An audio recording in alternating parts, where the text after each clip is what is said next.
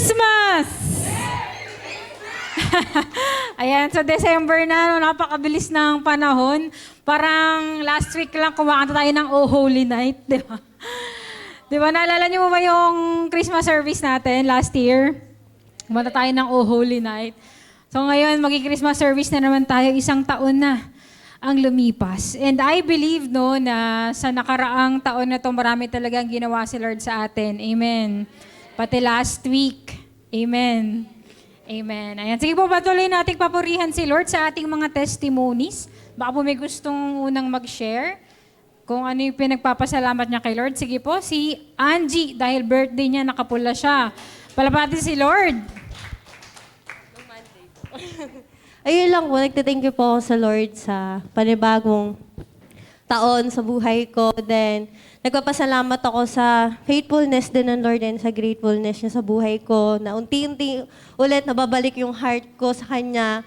Hindi ko namamalaya na lately pala, nawawala na rin pala ako. Pero yun, niremind lang siya sa akin sa devotion ko sa Psalms na yung Lord talaga is kumikilos sa buhay ko. Kaya thank you Lord sa panibagong yugto ng buhay ko at muli magpapagamit ulit ako sa Lord. Yun lang po.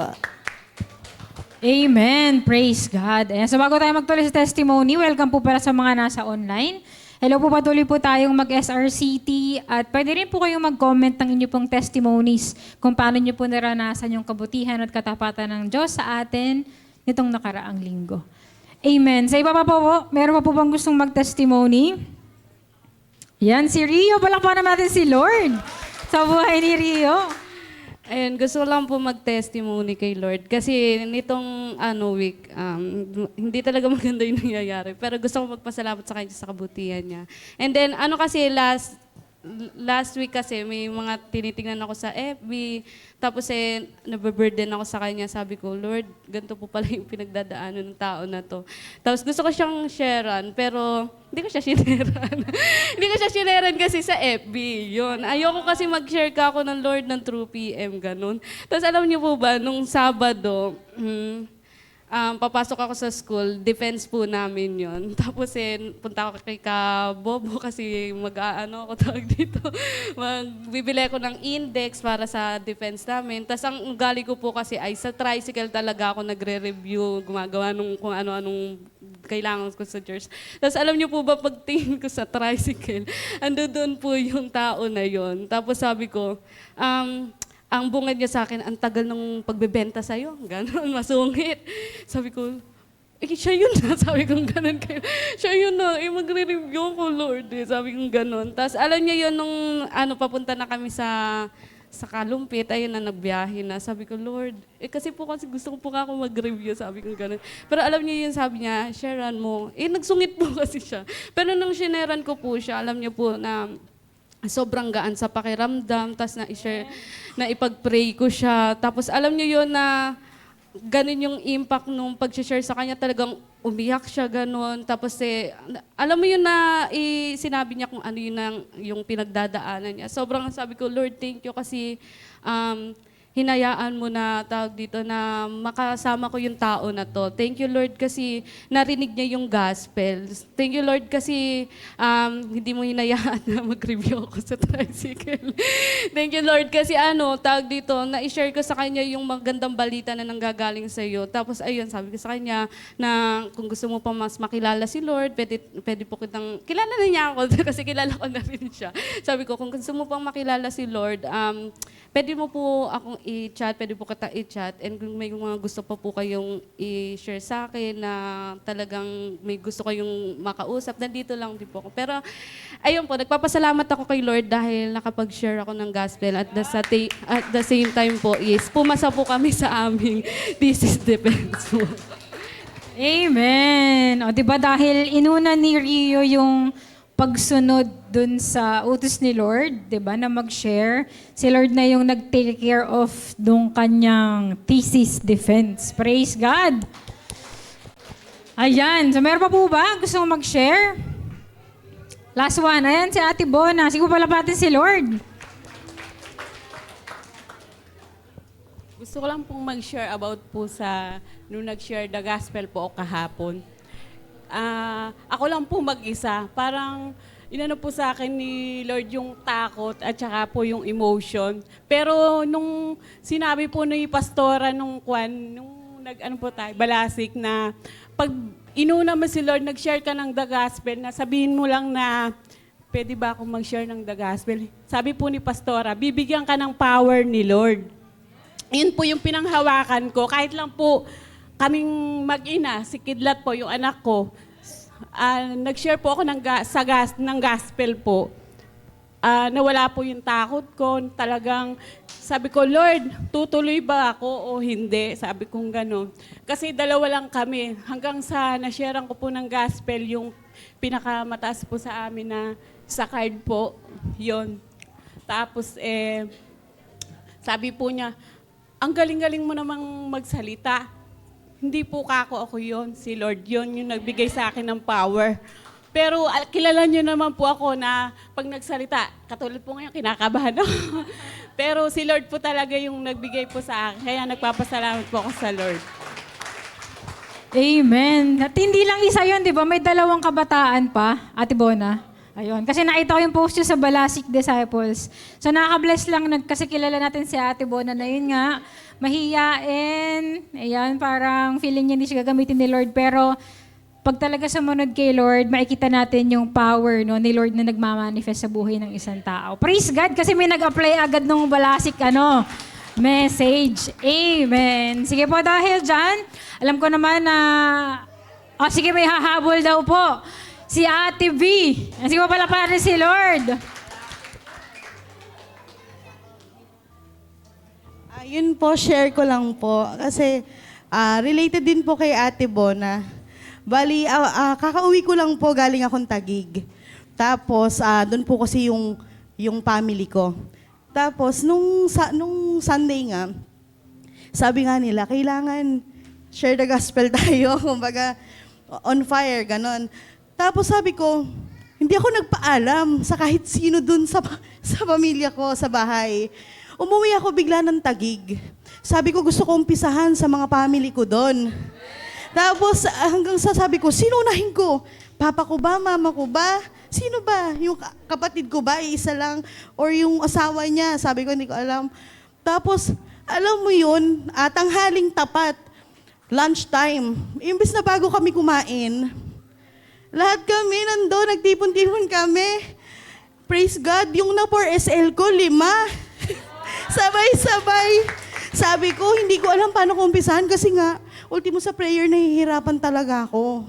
Sabi ko, Holy Spirit, help mo naman ako. Sabi kong ganun, kailangan kita ngayon. Kasi nga, hindi ako marunong mag-prayer talaga. Hindi ko alam paano umpisahan. Hanggang sa, yun, inopen ko na sa kanila, sa family ko na, kasi hindi talaga nila ako kilalang ganun eh. Iba talaga yung personality ko eh. Ngayon hanggang sa sinabi nila sa akin na, sige go ate, sige go. Sabi niyang ganun. Hanggang sa, iyon, naumpisahan ko na, mag-share ako sa inyo ng gospel. Sabi kong gano'n, may nakapag-share na ba sa inyo? Yun, meron naman daw, pero gusto nila yung ako. Tapos yun, hanggang sa nagtuloy-tuloy. Amen. Hindi ko alam kung bakit tuloy-tuloy talaga. Tapos ang sabi ko, ako na ba to? Or siya to? Sabi kong gano'n. Tapos yun, sobrang blessed ko na talagang yung power talaga nandun. Talagang binago niya talaga ako. Sobra talaga. Pagkatapos ng 4SL, halos maiyak-iyak ako sa sarili ko. Sabi ko, ang galing ko naman. Ang galing niya. Binago niya talaga ako. Kaya sabi ko nga, thank you Lord talaga. Kumbaga, nakikita kita na nasa buhay na kita ngayon. Ibang-iba na talaga. Ayun lang po, i-share ko lang. Amen. Praise God. So nakita natin, kayang gamitin ni Lord kahit luma, kahit bago, 'di ba? So, amen. Kaya kailangan lang yung willingness natin kasi yun, gagamitin tayo ni Lord. Kaya niya tayong gamitin mightily and effectively. Sige po, tayo po tumayong lahat at tayo po patuloy na magpupuri sa Panginoon. Bago yata yung song natin ngayon. Pero kasi nung pinakinggan ko to, nung sinend to sa GC ng worship team, nakita ko lang yung kalagayan natin ng bawat isa. So yung title po nung kanta na ito ay Karapat Dapat. Ayan. Ano daw po yung title? Ayan. So, makita natin, no, yung sarili natin through this song and kung paano tayo minahal ng Panginoon sa kabila ng tayo ay mga hindi talaga karapat-dapat sa pagmamahal ni Lord, no. So, salamat sa Lord kasi ano talaga we are the worst of sinners, katulad ng sabi ni Paul. Pero hindi yun pumigil sa Panginoon para mahalin tayo. And at the same time, hindi rin yun pumigil sa Kanya para gamitin tayo sa iba pang mga tao. Amen. So I pray na makita yun ng bawat sa atin. Sige po patuloy tayo na mag-pray ngayon para maging prepared po tayo sa ating pagsamba. Hallelujah. Lord, we welcome you in this place. Salamat, Panginoon, na kanina ka pa naghihintay sa amin para sa gawaing ito, Panginoon. Kaya Lord God, narito kami para sa iyo, Panginoon. Narito kami para parangalan ka, para purihin ka, Panginoon.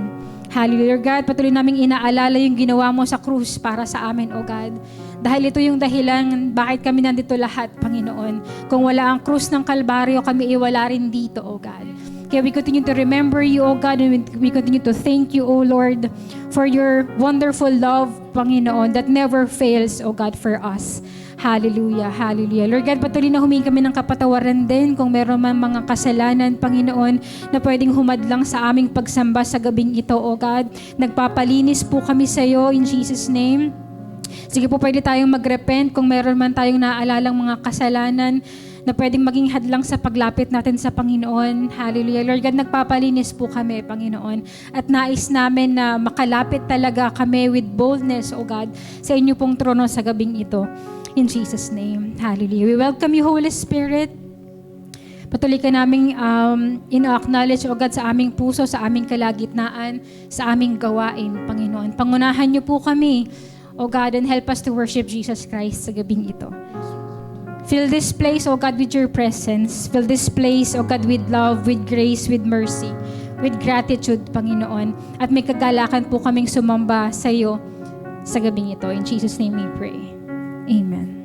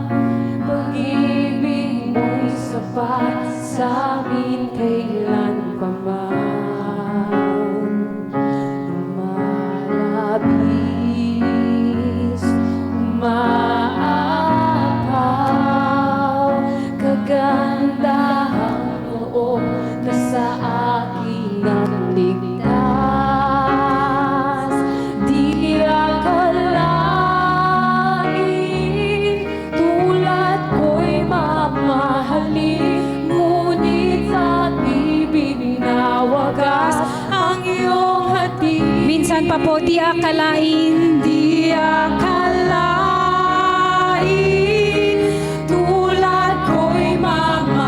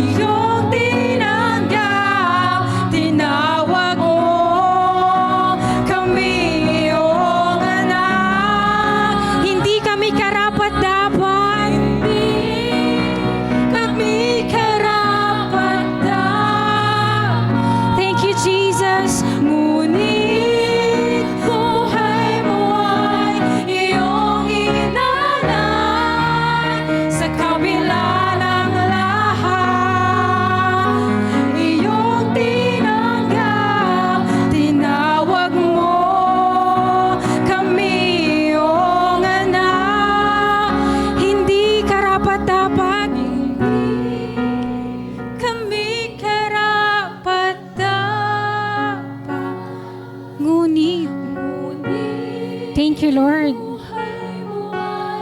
Iyong inalan sa kabila ng lahat, iyong tinanggap, tinawag mo kami iyong anak. Minsan pa po, hindi kami karapat-dapat,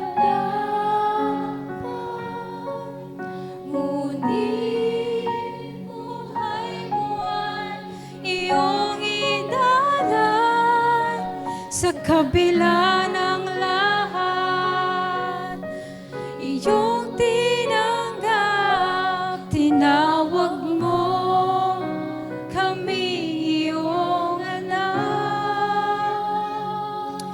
Thank you, Jesus. Hallelujah.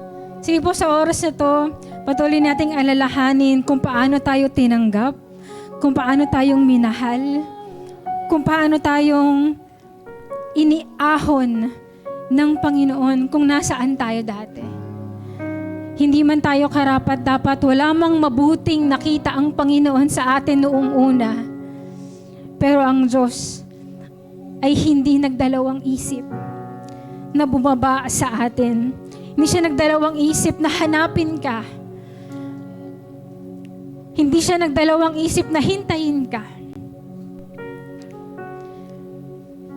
Hindi siya nagdalawang isip na abutin tayo. Thank you, Jesus Christ. Sa kabila ng lahat, kami ay iyong tinanggap. Sa kabila ng lahat, kami ay iyong pinili. Sa kabila ng lahat, kami ay iyong minahal, Panginoon. Sukdulan ng iyong biyaya sa amin. Sukdulan ng iyong pagmamahal sa amin, O God. Hallelujah. Kaya Lord God, sinusuklian namin ito ng aming mga buhay sa iyo. Sige po, pwede ba nating itaas ang ating mga kamay? At pwede ba tayong magbanggit ng sarili nating papuri, pagsamba sa Panginoon? Pwede kang magpasalamat sa Kanya. Pwede mo siyang awitan. Pwede mo siyang sabihan lang ng kung anong gusto mo. Commitment dahil minahal niya tayo. Hallelujah.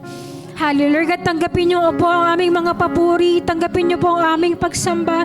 Tanggapin niyo po ang expression, O God, ng aming pagmamahal sa iyo, Panginoon. Dahil ikaw ay karapat-dapat, Panginoon. Ikaw ay karapat-dapat, O God. Hallelujah. Hallelujah. Hallelujah. Hallelujah. Thank you, Jesus. Thank you, Jesus. Thank you, Lord. Hallelujah. At sa gabing ito, Panginoon, patuloy na kami ay nag-open ang aming mga puso, Panginoon, at naghahanda, Lord God, na muli kaming magpaturo sa iyong mga salita, Panginoon. Lord God, patuloy niyo po kaming baguhin ulit sa gabing ito, sa pagdinig namin ng inyo pong mga salita, Panginoon, patuloy na at tanggapin namin ito ng buong puso, Panginoon, in Jesus' name, at magkaroon kami ng willingness, ng desire, O God, na gawin din ito, Panginoon, na hindi lang namin ito matutunan, pero i-apply namin ito as your disciples, in Jesus' name. Hallelujah. Salamat, Panginoon. Patuloy namin binabalik sa iyo ang pinakamataas na papuri at pagsamba sa pangalan ni Jesus. Amen and amen. Thank you, Lord. Thank you, Jesus. Sige po, makaupo tayong lahat. Ayan, sige po, hindi natin papatagalin pa. Tayo po ay nasa, pa rin, The Sifting and the Sovereign series. Ano po ulit yung service natin ngayong gabi? Disciples Night. Ano po ulit yung service natin? Ayan, Disciples Night. So, handa po ba tayo magpaka-disciple ngayong gabi? Amen. Sige po, hayaan po natin na gamitin ni Lord ang ating speaker sa gabing ito. Siya po ay walang iba kundi si Sister Erlinda Torres. Palapatin si Lord. Bawal tumawa.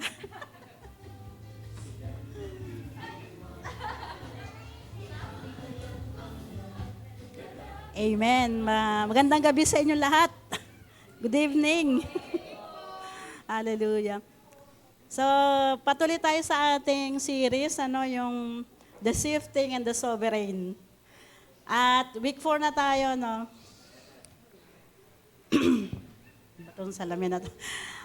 Yung unang part, yung unang tatlo na napaliwanag na yun, yung The Sifting, pinaliwanag na ni Kuya Buds, si Armaine, tsaka si JD yung Last time, yung kay JD ay 100% sovereign. So shifting and the shifting and the sovereign. Ngayon, nasa week 4 tayo, no?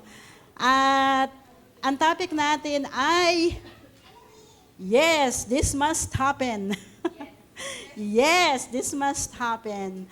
Ano ba yung pinag-uusapan natin? Ano? Ang pinag-uusapan natin dito ay end times. Ano? Yung mga mangyayari sa huling araw na kahit sa ayaw at sa gusto natin, mangyayari. Amen. Sabi nga nila nung nakakaraan,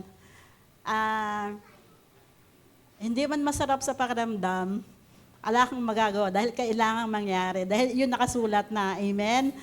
So ang ating mga layunin, objective sa ating mga pinag-aaralan na ito ay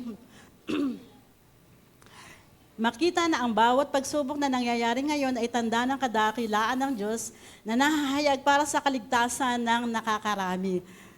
So, na makita raw natin na bawat pagsubok na nangyayari ngayon ay tanda ng kadakilaan ng Diyos. So, maraming nangyayari sa paligid, sa bansa, sa ibang lugar, sa personal, ano. Ang daming nangyayari pagsubok sa buhay natin, ano.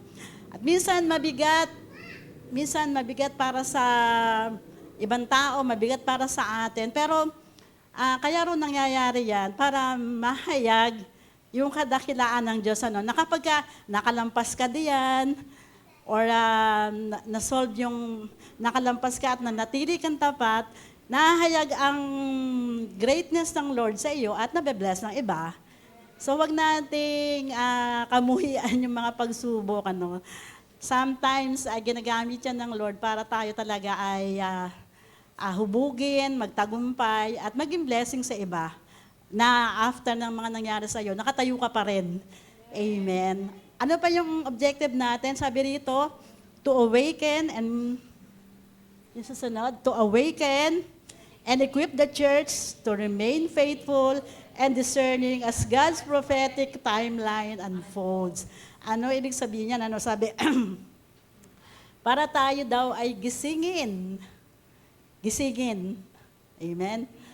At i-equip yung, ano ba i-equip? Para tayo ay maihanda, ano? Bilang church to remain faithful. Yun daw mga nangyayari at mangyayari sa end times na yung iba nangyayari na, yung iba mangyayari pa lang, ay inaalaw ng Lord yan para tayo gisingin. Ano? Para tayo gisingin kasi minsan nakakalimutan natin eh. Di ba yung mga nangyari, mga baha-baha na yan sa Cebu, yung mga nangyari sa, ang iba-iba nangyari, lindol, ano. Sometimes naiisip ko nung pinag-aaralan ko to, kung hindi naman talaga minsan ganun kalubha ang pangyayari eh. Hindi naman maalala ng mga tao ang Panginoon eh. Very busy sa sariling buhay, sa hanap buhay, sa pag-aaral, sa talagang ano, yung nakapokus na lang talaga sa panlupa. Kukunti yung time para sa Lord at yung thoughts para sa Lord. Kaya yung mga biglaang gano'n, naiisip mo talaga na Diyos lang ang kailangan mo. Kaya ginigising daw tayo, no? Saka baka minsan tutulog-tulog daw tayo as Christians. Ano? Hindi natin namamalaya na yung mga nangyayari, yung mga lindol, baha na yan, nakasulat talaga yan. Yung mga lindol, digmaan, ay nangyayari dahil nakatakda na yan. So, ginigising din tayo, mismo tayo ng Lord, para as a church to remain faithful kahit na ano mangyari. Amen. At maging discerning daw tayo. Yung, ano ba yung discerning sa Tagalog? Yung mapakiramdamin tayo, no, na-discern natin na yung prophetic timeline ng Panginoon ay unti-unting nangyayari. Amen.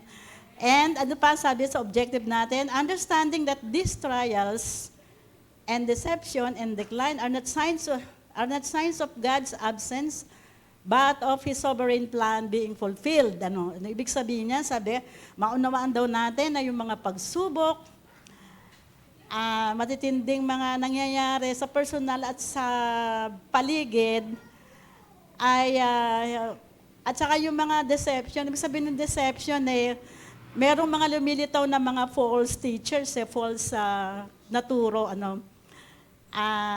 kahit mga Kristiyano, nadadaya ko minsan eh. Kaya lilitaw talaga yan, mangyayari yan. At saka yung decline, are not signs of God's absence. Yung bang maraming Kristiyano rin ang nanghihina, nade-decline, at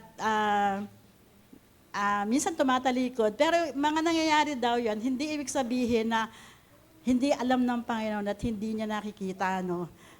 Kundi ang mga bagay daw na yan nangyayari dahil talagang unti-unting natutupad yung timeline ng Panginoon sa kanyang mga prophecies. Amen. So, may tanong tayo dito, no?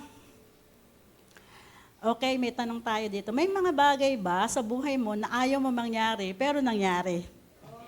Amen. Amen. Ayaw mo mangyari, pero nangyari. Ang bigat, Pagka minsan iniisip mo, bakit nangyari yun? Parang hindi ko kayang isip. Alam nyo, this time, itong nakakaraang buwan na to, halos ang buwan pa lang, 3 dun sa gawin namin, 2 kamag-anak namin, yung isa, kinoconsolidate ko. Namatay sila, mga bata pa sila, yung isa pinsang buo ko, namatay siya at the age of 52. Yung isa kailan nilibing nung last day lang ay 42. At yung isa ngayon ay, yung consolidate ko, si Gapo Sabino, namatay din siya, 59 siya, Ang sakit, ang babata, yung bang hindi mo iniisip. Si Edsel, yung pangalawang namatay, natulog lang siya, hindi na siya gumising. Hindi na siya gumising. Yung bang, ang bigat talaga, yung bang, hindi mo inaasahan mangyari, pero nangyari. Amen. Mabigat siya, merong relasyon yan sa ating mensahe ngayon, So, ang ating key verse ay matatagpuan sa Matthew 24. Mahaba ito, basahin natin ng mabilis, Matthew 24, 4-14. Okay, magbasa tayo, basahin natin ng diretso. 1, 2, 3. Habang Jesus ay nakaupo sa bundok ng mga olibo, palihim siyang tinanggam ng mga alagad. Then po ba mangyayari ang mga bagay? Ano po ang magiging palatandaan ng inyong muling pagparito at ng katapusan ng mundo? Sumagot si Jesus, mag-ingat kayo upang hindi kayo maligaw ni numan. Maraming paparito sa pangalan ko at magpapanggap na sila ang Kristo at maraming silang maliligaw. Makakarinig kayo ng mga labanan at makakabalita ng mga digmaan sa iba't ibang dako. Ngunit huwag kayong mababahala dahil talagang mangyayari ang mga iyon. Bagamat hindi pa iyon ang katapusan ng mundo. Maglalaban-laban ang mga bansa at gayon din ang mga kaharian. Magkakaroon ng katutuong at lilindol sa maraming lugar. Ang lahat ng mga ito ay pasimula pa lamang ng mga paghihirap na tulad sa isang babaeng nanganganak. Pagkatapos ay kapupuotan kayong lahat dahil sa inyong pagsunod sa akin. Isasaktan kayo upang kahirapan at patayin. At dahil dito ay marami ang tatalikod sa kanilang pananampalataya. Mabubuot sila at magtataksil sa isa't isa. Marami ang magpapanggap na propeta at ililigaw ang mga tao. Lalaganap ang kasamaan kaya nanlalaliw ang pag-ibig ng marami. Ngunit ang mananatiling tapat hanggang wakas ang siyang maliligtas. Ipapangaral sa buong sanlibutan ang magandang ito tungkol sa kaharian ng Diyos upang magsilbing patotoo sa lahat ng mga bansa at sa darating ang wakas. Amen. Hallelujah. Salamat sa pagbasa. So, yung mga prophecy na yan, hula, pag sinabing hula sa Bible, ay nangyayari talaga. Pagka isang propeta, nag-prophesy siya at hindi nangyari, hindi raw siya tunay na propeta. Pero yung talagang prophecy na nangyayari, galing talaga sa Panginoon yan. So, nangyayari na ba yung mga lindol? Antitindi ng mga lindol, Tapos yung mga gera, naglalaban-laban ng mga bansa laban sa bansa. Yung ating sitwasyon sa Philippine Sea, ay medyo delikado rin yan. Kasi pwede mag-trigger yan ng, pag na-provoke talaga yung mga mangingisda, nakita nyo, hindi sila pwedeng mag-baril. Ano? Kasi oras na may nagpaputok ng baril, pwede ka nang tumawag ng saklolo sa US, yung mga kakampi mo. Kaya ang ginagamit lang ng China ay water cannon kasi pag oras na may pumutok na baril, magtitrigger yan ng labanan. Kaya, pasimula pa lang daw yan. Tapos nakita natin sa Middle East, di ba, yung gera ng Israel at saka ng mga Palestina. Medyo kumalma siya, di ba? Kumalma. Pero ang tagal na naglalaban. Ang nangyari kasi dyan ay parang nakialam si Trump na inayos niya, kinumbinsin niya yung mga kapwa Muslim na paligid. Seven na paligid na mga bansa sa Egypt, sa Iran, sa Iraq, sa Dubai. Ganyan, para maghinto na. Kaya nagkaroon ng ceasefire. Pero yan, sabi nga sa mga prophecy ng mga theologians, yung iba sinasabi nila, nakapasok na raw tayo sa 7 years. Sabi naman na iba, hindi pa. Pero ang mangyayari kasi dyan sa Middle East na yan, di ba, nagkasundo sila na na ceasefire pumayag ang mga Hamas na hindi na sila lalaban. Ang Israel din nag-withdraw. Pero may prophecy na after ng 3.5 years, may sisira sa kanilang kontrata, sa kanilang agreement. Kaya sabi dun sa 2 Thessalonians ba yun, yung akala mo peace, akala mo tahimik, ano. Pero yung pala, later on, may sisira dyan eh. Ang iniisip ko, ang mga Muslim ang sisira dyan. Kasi ang gusto talaga nila, pulbusin ang Israel. So after 3.5 years, magmamatsyag tayo kung talagang yun na yung simula ng tribulation. Kasi pagka may sumira, magtitirigar na naman ang gera yan. At magkakampi-kampi na. Yung kampi sa kampi sa mga Muslim ay Russians, China. At tapos ang US naman may mga kakampi rin. Ano. So, malapit na talaga tayo sa dulo eh. Konting ano lang dyan, magtitrigger yan ng kampi-kampi at maglalaban-laban talaga mga bansa. Kapag ka nagkagera, gutom, di ba? Mahirap magtrabaho, walang gagawa dahil may gera. So magkakaroon talaga ng pagutom. At magkakaroon ng persecutions talaga sa mga Christians. Mangyayari yan sa ayaw at sa gusto natin dahil yan ang naka-prophesy, oras na mangyari yan, sobrang tayo, mahihirapan tayo. No? I pray at saka sa stand natin na pre-tribulation, ay ira-rapture tayo. No? Ang pag-asa natin, bago mangyari yan, kukuhanin tayo, ira-rapture tayo. Pero meron na ba ibang view na dadanas pa rin tayo. Kaya yung mga pinag-aaralan natin talaga, hindi tayo tutulog-tulog to awaken the church na pwedeng mangyari yan. Kaya hindi na tayo magtataka pagka nangyari yan. Dahil alam natin, kagandahan sa atin, nalalaman natin. Yung mga nangyari sa paligid, amen. So, punta tayo sa message. Ito pa lang yung message. 10 minutes na lang daw ako. Bawal tumawa na yung. Okay. Okay, dito sa message natin, dire-diretso tayo. Sabi, ayon kay Pastor Warwick, ito na sabi, others will cry and break down over so many churches closing. So pagka nangyari yung mga yan, marami ang magsasara ng mga church. Dahil sa hirap, persecutions, gutom, maraming masasamang tao ang lalabas dahil hindi natin alam kung kaya lang daw nare-restrain pa dahil nandoon pa yung restrain. Ang Holy Spirit, nandyan pa. Pero pag inalis ng Holy Spirit, sabi sa Thessalonians, talagang lilitaw yung sobrang sama ng mga tao. Mahihirapan talaga, maiiwan. Kaya huwag tayo magpapaiwan. Amen. Okay.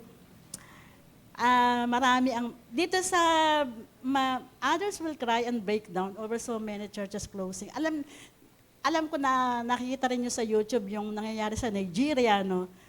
sa Sudan, sa Pakistan, ano, yung bang persecution sa mga church, libo-libo talaga yung pinapatay ng mga Muslim. Islamic extremist, ano, sinusunog yung ating mga kapatiran, pahinga pa ako nga po ng tubig. Sinusunog yung mga simbahan, pati yung mga tao, yung mga Kristiyano. Hindi lang ako talaga marunong mag-post ng ano, pero marami akong sinisave na yung mga Kristiyano na mga Africans talagang pinapatay, pinupugutan, sinusunog. Ang dami, libo-libo. Kaya nga, humingi sila ng saklolo kay Trump sa US na pigilan yung mga Islamic extremists na yung mga Muslim ang gumagawa niya. China, ganun na rin. Yung pastor doon na pinakamalaking church sa China, hinuli. May persecutions na ngayon pa lang. Ang gumagawa, mga communists at saka mga Islamic. So, hindi lang natin talaga nararanasan dito pero, thank you po.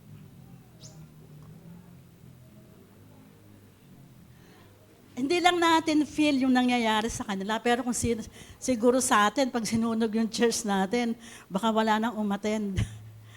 Baka doon tayo sa lugar na yon, baka wala nang umattend sa takot dahil pinapersecute, sinusunog, binagbabaril, pinupugutan, hinihilera, pinupugutan yung mga ano. Hindi lang natin ramdam, pero sila, sabi nga nung isang nag-post na Christian, sila buwis buhay ang pag-attend nila ng church. Tayo naman na nandito na malayang-malaya, ayaw mag-church. Hallelujah. Sila buwis buhay. Ang daming persecutions. Ngayon pa lang nangyayari na. May patikim na. Pero in the last days, ganun na mangyayari sa mga huling araw. Ipe-persecute talaga tayo. Hindi ba sabi doon sa binasa natin kanina sa tindi ng mga nangyayari, marami ang manlalamig at tatalikod sa pananampalataya. So, expect natin na hindi lang personal, may mga personal din tayong problema, pero mas marami silang problema. Kaya dapat ay maging handa tayo at magpakatatag. And the things they took for granted, failing in a moral and mental downhill spiral. Ang hirap intindihin ng mga English na to, no? And the things they took for granted, failing in a moral and mental downhill spiral for global society as we experience the beginning of now. Ibig sabihin yan, yung mga moral and mental values na hindi iniintindi ng mga tao, lalala yan ibig sabihin ng moralidad, yung pag-alam mo ng tama at mali, di ba? Hindi na natin sabihan mo yung mali nung isa, nung mga, halimbawa sa LGBT, o kaya yung mga nagbibisyo. Ayaw kong pansinin, social media, sobrang daming nagpo-post sa social media ng mga Christian na pero ayaw makinig. Kaya, makita mo na lang na pagdating ng araw, laganap na yung mga moralidad. Ngayon nga, hindi na big deal yung magbuntis ka, hindi na big deal yung umiba ng asawa, di ba? Yung mental at moral values ng tao, pababa ng pababa. Dahil sa talagang mangyayari pala yan. Hindi raw natin naiintindihan at comprehending all these things must happen. Talagang mangyayari pala yan. Kaya yung ating topic, yes, this must happen kasi nasusulat. Tapos, since too many giving up of their faith, nandiyan ba yan? Nakikita raw na marami ang nag-give up ng kanilang pananampalataya at sasabihin na, no, this can't happen. Pagka nandoon nagdadanas ka na ng hirap, ng pagsubok, o ng mga sa darating na panahon pa na mangyayari na yan, sasabihin daw natin minsan, hindi pwede mangyari yan. Di ba si Lord mahal tayo? Di ba sabi ng Lord, hindi tayo pababayaan, hindi tayo iiwanan. Bakit may kakaganon? Parang ayaw nating tanggapin. Pero pareho lang din daw ng sinabi kay Peter ng Panginoon na sa Matthew 16:22 and 23 na, di ba, dinala siya ni Pedro sa isang tabi, ang Panginoon, pinagsabihan, Panginoon, huwag mo nawang itulot. Huwag na maitulot ng Diyos, kailanman hindi yan mangyayari sa'yo. So even Peter, parang hindi niya mapaniwalaan na Yung sinasabi ng Lord, nahuhulihin ako, pahihirapan ako, ganyan. Papatayin ako. Although maganda yung intention ni Peter, pero sabi ng Panginoon, hinarap siya ni Jesus at sinabihan, lumayo ka Satanas, hadlang ka sa aking landas. Ang iniisip mo hindi sa Diyos, kundi sa tao. So, kahit daw mag-pray tayo na mag-pray, mag-rebuke tayo na mag-rebuke, pag talagang mangyayari, mangyayari. Ang consolation lang natin, ay iingatan tayo ng Panginoon sa trahedya. Yun lang, pero yung mga mangyayari na yun, hindi na natin kayang pigilin yan. Di ba yung nangyaring sobrang lalaking baha na yan, doon sa Cebu na yan, nagpe-pray naman, pero naaalaw pa rin.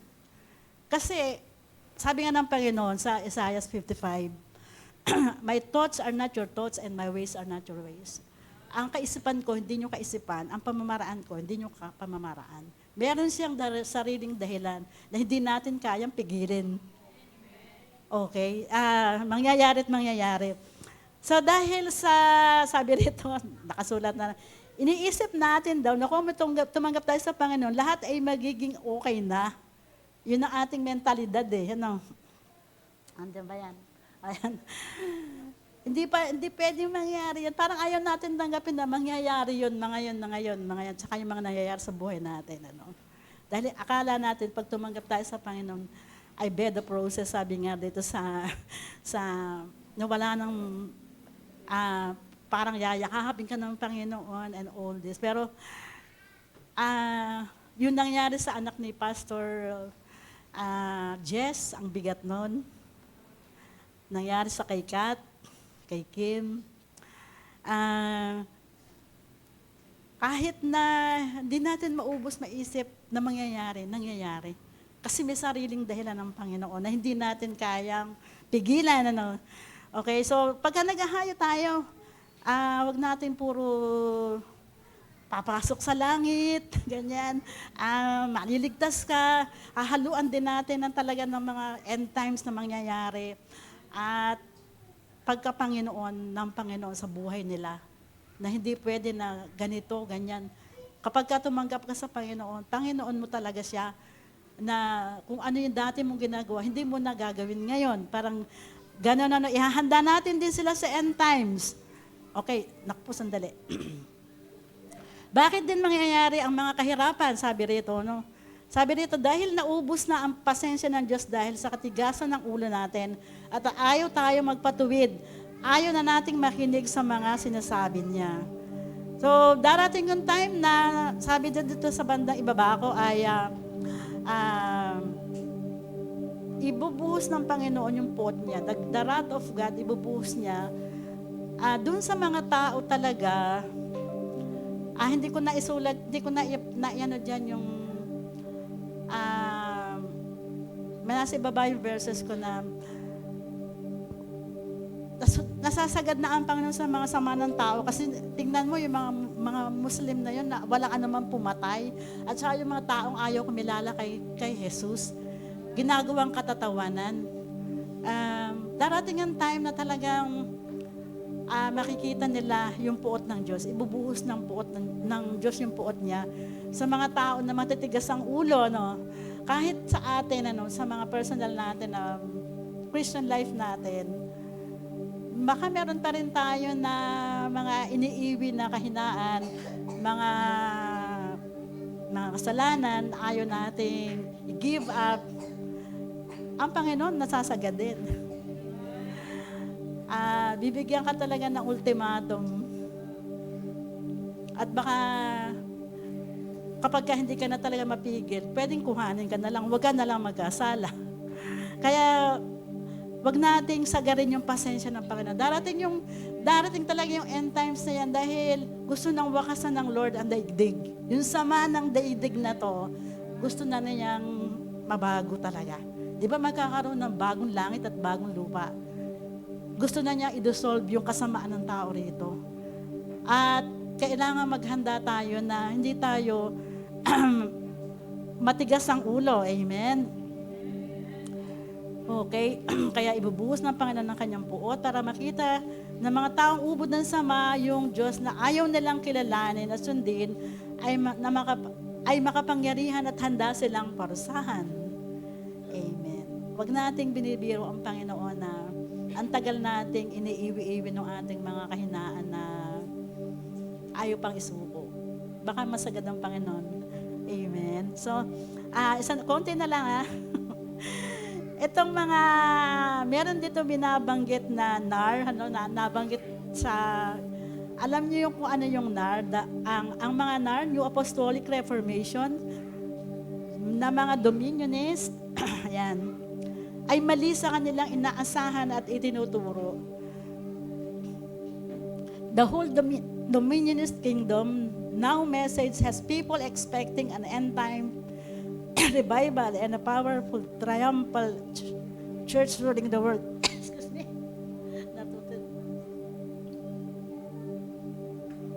Yung NAR, mga bagong litaw na na mga katuruan. New Apostolic Reformation. Dominionist, ibig sabihin ay tinuturo nila na tayo mga Kristiyano yung maghahari talaga. Sa spiritual at saka sa society. Gusto nila para tayo yung mamahala sa sanlibutan, dapat pumasok ka sa politika. Siyempre, pag nasa politics ka, may power ka. At sinasabi nila na hanggang huli raw tayo yung magkakaroon daw ng end times revival. Yan ang tinuturo nilang ng mga NAR na yan. New Apostolic. Maano din sila, mga Kristiyano, na matindi sa rebuke, sa pagpapalayas ng demonyo. Tapos gusto nila, tayo raw mga Kristiyano ang mamamahala. Dapat sa mundo na to. Diba sa atin daw binigay yung dominion. Dapat daw ganapin natin yan. Hanggang sa end times revival, hanggang sa end times daw, magkakaroon ng matinding revival. So, kinukontra niya yung sinasabi ng Bible na sa end times magkakaroon talaga ng mga kahirapan. So, wag tayong maniniwala dyan. Sabi dyan, nope. Kabaligtaran yan. Ano sabi? God has His own plan na nakatakda na. It must happen. Hindi man masarap sa pakiramdam natin, mangyayari siya. Ang mahalaga, alam natin at nagiging tapat tayo sa Panginoon. Isa-save niya tayo. Iingatan niya tayo. Amen. Amen.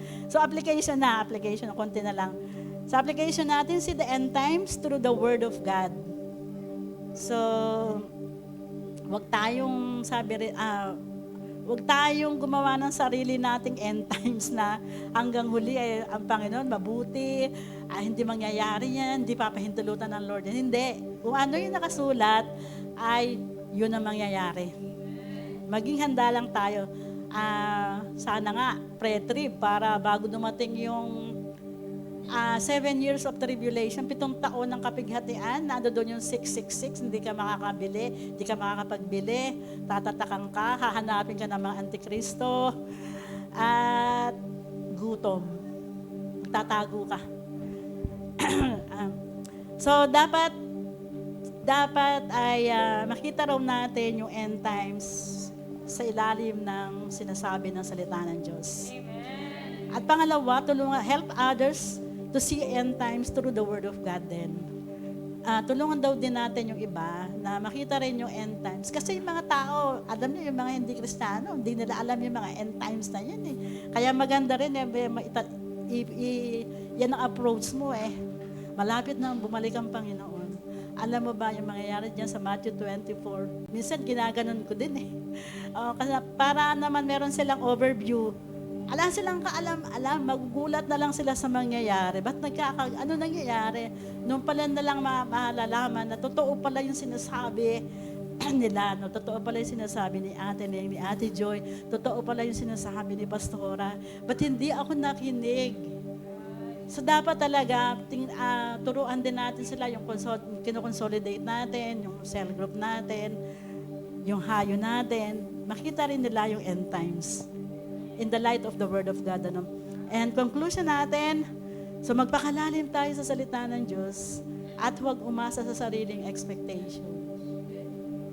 Napakapalad natin kasi alam natin ito eh. Alam natin dahil nakasulat sa salita ng Diyos. At ang devotion ka is sa Psalms, mga awit. Si David talaga, sinasabi niya na sobrang appreciation niya sa Panginoon. Sobra yung papuri niya sa Panginoon. Kasi kung wala raw ang Panginoon, wala siya. Talagang, ang Panginoon lang ang kanyang kanlungan. The Lord is my refuge, my deliverer. Ganyan, tanggulan. Sobrang pasasalamat natin dahil nakilala natin ang Panginoon at ang salita niya. Kaya magpakalalim daw tayo, devotion ng devotion, mag-aral na mag-aral, kasi kayamanan yan and wisdom. Maging handa sa muling pagbabalik ng Panginoon, samantalihin ang pagkakataon na makapagbahagi ng kaligtasan bago pa mangyari ang lahat. Amen. Sipag-sipag lang. Praise God. Hallelujah. Kasi ko pala si Lord. Ang cute nung sipag-sipag lang. Amen. So may dalawang bagay lang akong gustong i-summarize dun sa lahat ng shinare ni Tita Neng. Sino po sa atin may bagong natutunan? Amen. So sa akin, yung number 1, yung general idea nung binigay ni Lord na mensahe ngayon. Sabi dito, in general, gagawin ni Lord yung lahat ng mangyayaring kahirapan. Di ba sabi nga sa topic natin, ano po yung title? Yes, this must happen. Wala tayong pwedeng gawin na makakapigil nito. Okay, sino sa atin natakot? Sino kinabahan? Ayan, pero mamaya may sasabihin ako para sa bawat isa. Pero ano ba yung goal ni Lord? Bakit niya to hahayaang mangyari? Bakit niya to pangyayarihin? Despite na mahihirapan tayo, despite na maraming tao yung pwedeng mag-suffer nga, ano ba yung goal ni Lord sa suffering na to? Isa lang, kung ano yung goal niya pa rin nung siya ay bumaba dito sa lupa. At ano po yun? Kaligtasan. Kasi diba sabi kanina ni Tita Neng, bakit daw to ginagawa ni Lord? Kasi pasaway na yung tao. Hindi na tayo nakikinig. Tama? Hindi ka na madala sa ano daw yun? Ano yung sinasabi sa santong paspasan ba yun? Ano ba yun? Ano yun? Ayun, santong dasalan pala. Santong dasalan. Di ba hindi ka na daw madaan sa mabuting usapan Di ba yung mga tao hindi na sila madaan sa babala na wag kang uminom. O na wag mong gawin yan. Kaya anong ginagawa ni Lord? Ginigising niya tayo through these sufferings. Hindi para mapahirapan tayo at the end. Pero yung ending kasi nun, salvation. Amen po. Nakita niyo po ba yun? Sana yun yung sa atin, mag-push lalo sa atin to go through this suffering. Gustuhin nating mag-suffer. Kasi yung ending nun is salvation. Yung iba kasi ayaw mahirapan Ayaw mapalo. Diba? Ayaw umalis sa comfort zone, ayaw tiisin yung hirap na umalis dun sa nakasanayan. Kasi mahirap nga Pero kung yung ending nun is salvation, diba? Kung yung ending nun is para sa ikabubuti natin, bakit hindi natin siya dadaanan? Tama po ba? So, sana maging mindset natin yun na oo, mangyayari to, pero tingnan natin kung ano yung bunga nito. Hindi to ginagawa ni Lord para pahirapan ka niya. Diba? Oo, galit si Lord sa kasalanan, pero ang gusto ni Lord mangyari sa atin, maligtas tayo. And pati yung mga unbelievers, ba't hinahayaan ni Lord na mangyari niyan? Kahit sa Christians, diba? Alam niyo, recently, ang dami ko nakikitang pastor na namamatay, leader na nagkaka-cancer, mga kung ano-ano. Tapos sabi ko, Lord, yung mga taong to lingkod mo, pero bakit nila ito nararanasan? Di ba mapapatanong kayo, bakit may ganong mga sufferings? Pero may goal si Lord kahit sa kabila ng mga ganon. Tama po? At ano nga yun? Salvation. Amen po. Amen. Pangalawa, kaya wag po tayong magulat na next year, dati alam ko ano mangyayari. Kaya po sa pangalawa, sabi ko dito, dahil mangyayari yung mga sufferings nito, dapat tayong magpakatatag.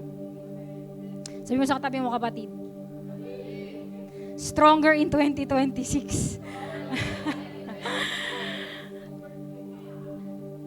Nag-usap kami ni Pas Jay noong kasi na-assign na kami ng mga topics namin this coming mga special event. Ano ba yung topic natin sa for December 31? Sabi ko, stronger in 2026 kasi yung stronger in 2025, di natin in-expect na ganito kahirap. Tama. And yung next year natin, alam ko ano pong pwedeng mangyari doon. And yun nga, alam nyo ba, ito, kumapit kayo. Yung mga nangyayari sa ibang bansa, pwede talagang mangyari sa atin. At dahil dyan, binaba na po sa amin ni Pastor Mertel yung pinaplano niya kung sakali mang mawala yung church natin. Alam na yan ng young men. Tama ba ay ng men? Hindi pala young lang. Lahat ng men, alam niyo na ba? Hindi pa lang sabi ba sa lahat? Oy, binaba na ni Pas M. Lagot. Hindi, pero hintayin nyo na lang yung official. Pero malapit na talaga. So dapat po talaga tayong mag-prepare. We are in a state of spiritual emergency. Emergency na. Di ba pagka nasa state of the calamity, nung bumagyo nung Uwan, tama ba ako pangalan nun, Uwan? Anong ginawa nyo? Nung sabing may signal number 5, anong ginawa nyo? Nag-prepare, nag-panic buying kayo, tama. Nagkabit ng mga bubong, ano pa? Nag-panic lang, walang buying, yung iba. Kasi walang ibabay. Nag-pray. Pero di ba may ginawa kayong paghahanda, bakit?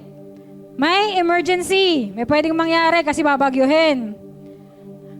Sana gano'n din tayo spiritually. Ang nangyayari kasi sa atin, sinasabi na dito sa pulpito, pero paglabas natin, ano yung buhay natin? Diba? Busy ka pa rin sa work, di ka pa rin naghahayo. Busy ka pa rin sa pag-aaral, di ka pa rin nagdi-discipleship. Diba? Hindi ko naman sinasabing mali yung mga bagay na yun, no? Pero sana nagpe-prepare tayo spiritually. Nagsishare din tayo ng magbuting balita sa iba. Emergency na nga eh. Tama? So dapat yung pag-share natin, emergency na din. Amen po. And yun nga, magpakatatag tayo kasi we'll never know. Pwedeng next Sunday, wala na tayong church. Bombahin to bigla, na natin alam. Diba? Ano yung pwede natin gawin? Amen po. So I pray na katulad nung sinabi dun sa objective ni Pastor, yes, declare ako, ni Pastor Neng, ni Tita Neng, Pas N. Mag-awake ito sa atin, gisingin tayo nito, at maglabas ito sa atin ng mas kaseryosohan sa ating spiritual life. Amen. Kung gaano tayo kaseryoso na kailangan ng pamilya natin ng makakain, kaya hindi ka nagsiskip ng work, kaya ka stress pagka wala ka ng pambayad ng bills, ganon din sana tayo kaseryoso and ka-stress dahil malapit nang bumalik si Lord. Amen po. Sige po tayo po tumayong lahat. Tayo po ay mananalangin. Sige po tayo po ay pumikit.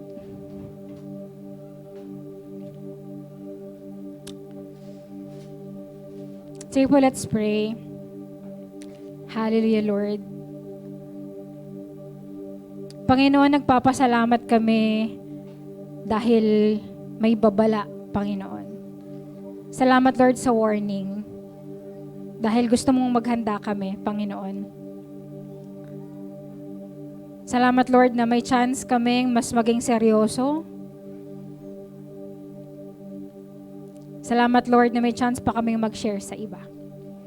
So, oras ito, Lord, humingi kami ng kapatawaran. Kung may mga pagkakataon po na hindi kami naging seryoso sa babala mo sa Panginoon sa amin.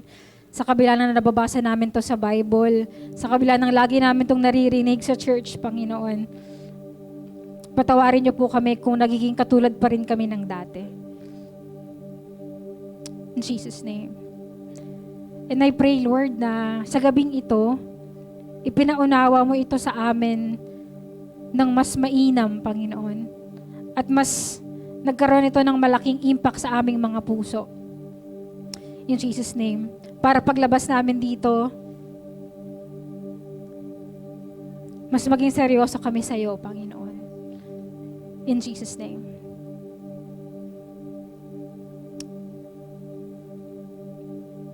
Lord, hindi namin alam yung mga iba pang pwedeng mangyari, pero nagtitiwala kami sa iyo, Panginoon. Lord, we hold on to your word. We hold on to your promises, Panginoon.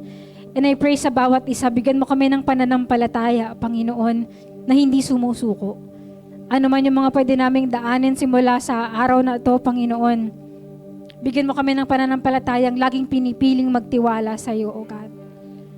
Bigyan mo kami ng pananampalataya na laging piliin ka din, Panginoon, at hindi tumalikod sa iyo in Jesus' name. Lord, sinabi mo sa iyong salita na marami yung manlalamig, O Lord. Pero dalangin ko, Panginoon, na piliin ka pa rin namin. In Jesus' name. In Jesus' name. And O God, I pray na maging kagamit-gamit din po kami sa ibang tao, Panginoon. Lord, hindi na namin intindihin yung hiya, hindi na namin intindihin yung takot sa rejection, hindi na namin intindihin yung mga limitations, weaknesses namin, Panginoon. Pero maging mas masigasig kami, O God, sa pagbabahagi ng inyo pong salita. In Jesus' name, na kapag ka narinig namin yung tinig mo, na bahagi na namin yung taong kasama namin, O God, sumunod kami. In Jesus' name, O God.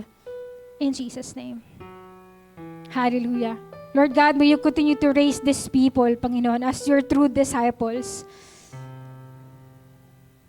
Na mananatili kaming tapat, Panginoon, hanggang wakas. In Jesus' name. In Jesus' name.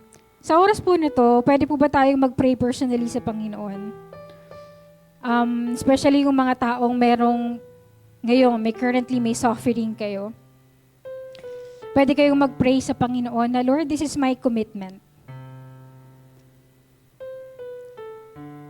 Alam ko po na pwede pang humirap yung sitwasyon ko compared sa pinagdadaanan ko ngayon. But Lord, help me to be faithful. Sige po, pwede niyo po yung pag-pray. Gusto po ng Panginoon na marinig yun sa inyong mga sariling tinig. Pray po tayo. Buka po natin ang ating mga bibig.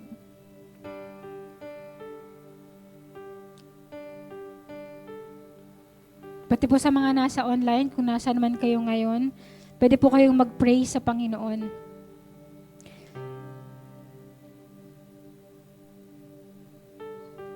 In Jesus' name.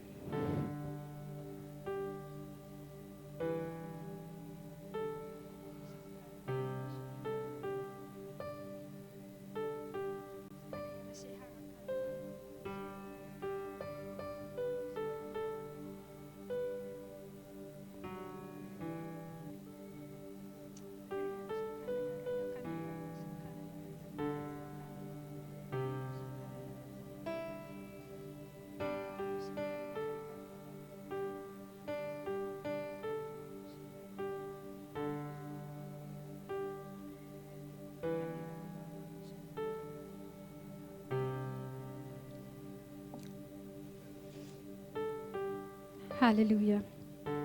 Thank you, Lord, for your presence in this place.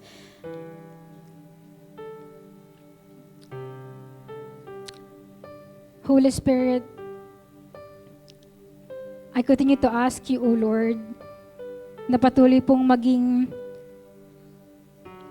mas tangible, O God, yung presence mo sa buhay ng bawat isa sa amin. Lord, I pray that this end times, Panginoon, mas maging malinaw yung pagtingin ng mga tao sa'yo, mas maging malinaw yung pakiramdam ng mga tao sa'yo, especially, Lord, kami as Christians, O Lord, mas maging mas sensitive kami sa tinig mo, Panginoon, in Jesus' name. At masunod ka namin. Makita namin, O God, that there is strength in you, Panginoon, kahit may suffering. There is peace in you, O God, kahit may suffering. There is comfort in you, O God, kahit may suffering. Thank you, Holy Spirit, that you will be with us in this end times, O Lord.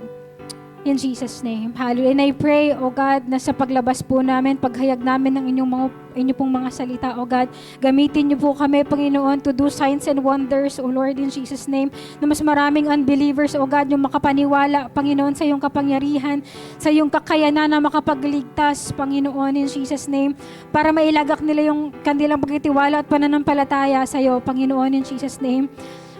In Jesus' name, O God. Lord, ilapit niyo po kami sa mga taong ripe for the harvest, O Lord God, in Jesus' name. At makatugon kami, Panginoon, lumabas kami, O God, in Jesus' name. Ibuka namin ang aming mga bibig, O Lord, upang marinig nila, O God, ang good news. In Jesus' name, hallelujah. Salamat, Panginoon, dahil there will be salvation, Panginoon. There will be salvation. There will be more souls, Panginoon, na maliligtas pa, Panginoon, sa end times, in Jesus' name. And gamitin niyo po, Lord, yung church na ito. Panginoon, mawala man yung church building, O God, but we, as your child, Panginoon, as your children, O God, as your sons and daughters, Panginoon, patuloy kami na magliwanag, O God, saan man kami naroroon, at patuloy na makita ka ng mga tao sa aming magabuhay. Salamat, O Lord, I pray for protection sa bawat isa, Panginoon. Inevitable man yung suffering, Panginoon, pero alam namin na kaya mo kaming protektahan, Panginoon, sa kabila ng hirap na ito. Salamat, O God, ang pangalan niyo po ang maihiyag, ang maitaas sa aming mga buhay. Ito pong aking dalangin sa pangalan ni Jesus. Amen and amen. Amen. Ayan, sige po. Ako nalilid lang akong i-encourage yung bawat isa. So, hanap kayo ng partner. Yung freely kayong makapag-share. Dumaiksi lang mayroon lang tayong 7 minutes.